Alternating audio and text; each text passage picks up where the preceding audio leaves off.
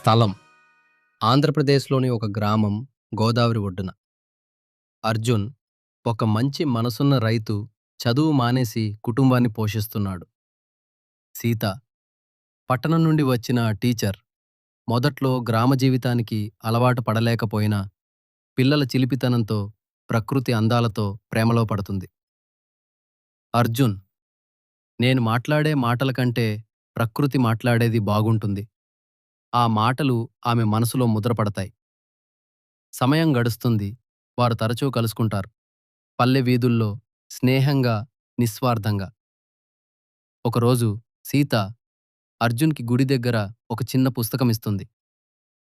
ప్రేమ అంటే ఏమిటి? అది ఆరంభమవుతుంది నిజమైన ప్రేమ కథకు. సీతా తల్లి వచ్చి, నీ బావ మరుసటి నెలే పెళ్లి చేసుకోమంటున్నాడు అని చెప్తుంది. సీత కంగారు పడుతుంది. అర్జున్ ఆమెను చూసి, నువ్వు వెళ్ళు, కాని ఈ మట్టి నిన్ను మర్చిపోదు అని నిశ్శబ్దంగా అంటాడు. ఒక సంవత్సరం గడుస్తుంది.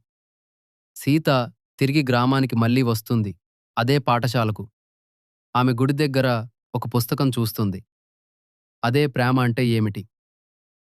కానీ చివరి పేజీలో కొత్తగా ఒక వాక్యముంది. ప్రేమ అనేది వెళ్ళిపోయిన వారికి ఎదురు చూసే నిశ్శబ్దపు భాష.